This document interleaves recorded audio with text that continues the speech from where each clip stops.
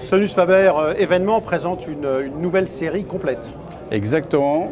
Donc nous sommes bien à Munich. Cette année, on fête les 35e anniversaire de Sonus Faber.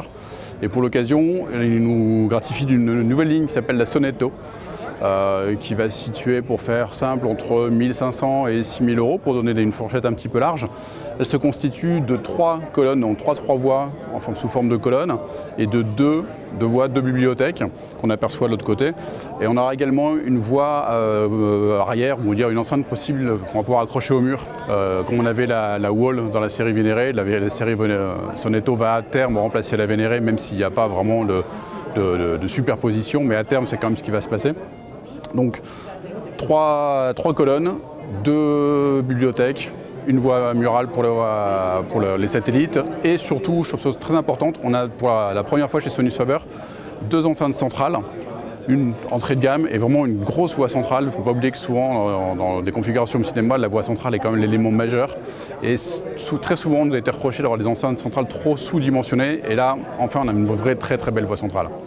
Alors on est toujours dans les finitions multiples. Finitions multiples, 3 finitions, le bois, qui est classique vraiment chez Sonus Faber, finition noyée en bois, un blanc qui est un blanc satin et un noir qui est un noir laqué. Au niveau disponibilité, ça devrait être là courant d'été, normalement. Un point très important, c'est une enceinte qui est fabriquée en Italie. À nouveau, il nous a été reproché des fabrications plutôt tournées asiatiques. Là, on est sur une enceinte italienne, d'ailleurs l'usine est en train de s'agrandir au niveau production pour pouvoir accueillir la Sonetto.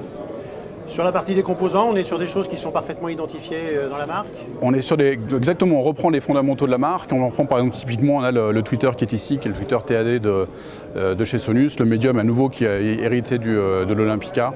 On va dire que c'est des sous-déclinaisons des technologies propres à la marque.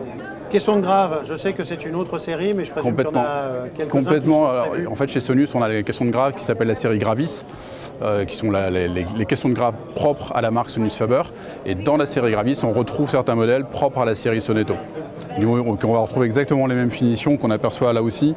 Donc le même bois, la même finition de noir, la même finition de blanc sur la série Gravis. Donc correspondant à la série Sonetto, il y en aura 2 modèles, le Gravis 1 et le Gravis 2.